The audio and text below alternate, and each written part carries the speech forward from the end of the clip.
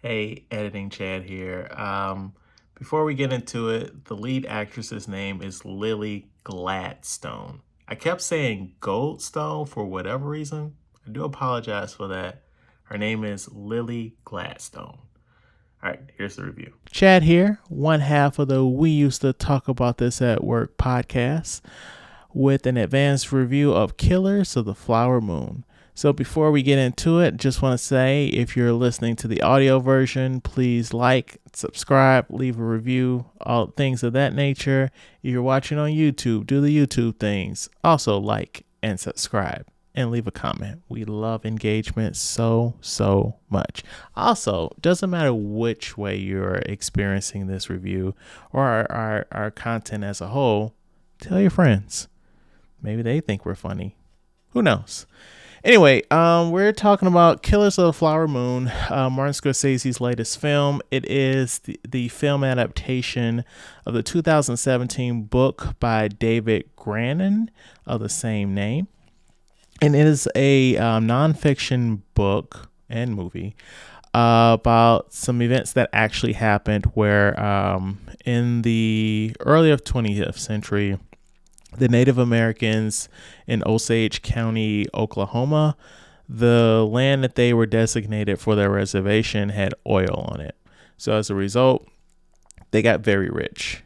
And also as a result, people wanted that money. So deaths started occurring. And so that's what this movie's about. You've got Leonardo DiCaprio as Ernest Burkhart and Robert De Niro as William Hale or King Hale, who plays his uncle. Where essentially Robert De Niro is the kingpin of this operation, and Leonardo DiCaprio is someone helping facilitate some of these murders. And it's like not just a straight up like we're just gonna go up and kill you.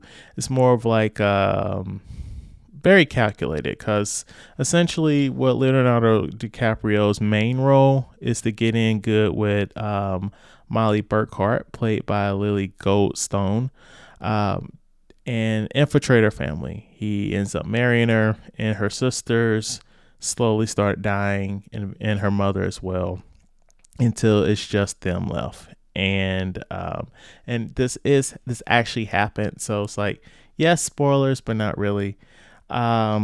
So basically the plan is to like slowly eliminate the family and get their portions of the oil money. And Robert De Niro has some other stuff going on where he's having other people murdered. And this is Martin Scorsese at his best. Crime drama, like organized crime at that. And it's just like the levels that it's going and like how intricate it is. And like the audience, along with myself, because I was part of the audience, was riveted by what was happening on screen.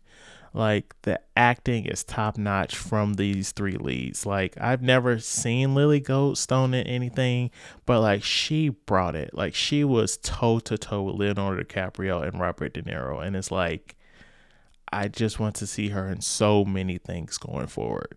Leonardo DiCaprio was solid as always. Same with Robert De Niro. So they were doing their thing, but Lily Goldstone is the shining star here. Like I'm not sure what Oscars will look like this upcoming year, but she needs a nomination. The acting was impeccable, but yeah, it's just like you're watching Martin Scorsese do his thing. He knows how to tell this kind of story. It's just crime. That's essentially what we're watching. We're watching a crime story just in a setting that we've not really seen it in, and it's just so captivating. I will say, I'm gonna say it right now, I do recommend this movie, but it's kind of hard to recommend you see it in the theater. This movie is 3 hours and 27 minutes long, and for a majority of it, I'm watching it. I'm literally on the edge of my seat. Like I'm so in this. Like this is just all so interesting, and like I'm with it. But then things slowed down near the end. I'd say maybe the last 30 to 40 minutes. And like collectively, the audience just really started to get restless. And we started shifting in our seats and adjusting our seats because we had like the automatic seats. And it's just like, if I was, wasn't instructed to turn off my watching phone before seeing the movie, I would have looked at it because it's like, what are we doing here, Martin Scorsese? Like some of this things when the movie started to get down to a lull could have been cut because like it's a bit derivative and like the movie's just kind of repeating itself. Like I'm not going to spoil this, but Leonardo DiCaprio is going to do one thing. He's ready to do this one thing, and then someone convinces him not to do that thing, and then he plays along and doesn't do that thing, and then he decides to do the thing that he initially said he was going to do, and it's like this was 20 minutes of the movie alone. What are we doing? But overall I liked it. Since this movie is like true, they did the whole, when you are watching like a biopic or whatever, and like they'll have like the freeze frame and like the text of like, oh yeah, this person went to jail for 30 years, whatever. They did that in a really interesting way in this movie, which I will spoil. So we get a director's cameo by Scorsese, and the movie jumps to the future, like maybe the 50s, if that.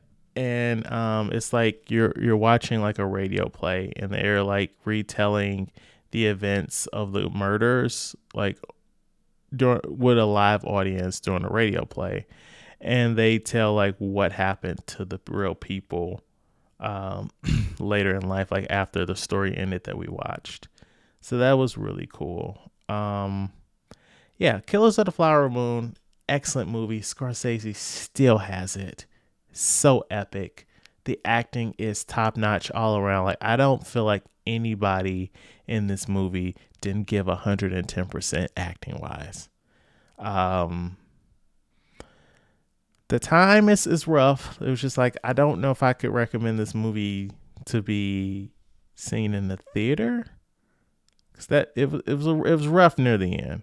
You do get some cameos near the end, which is kind of neat, but this might be one where you have to watch in parts on streaming.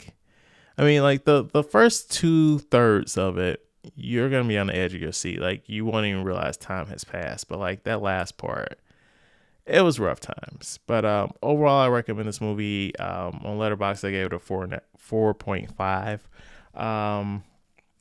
I'm Chad. Thank you for listening to this review.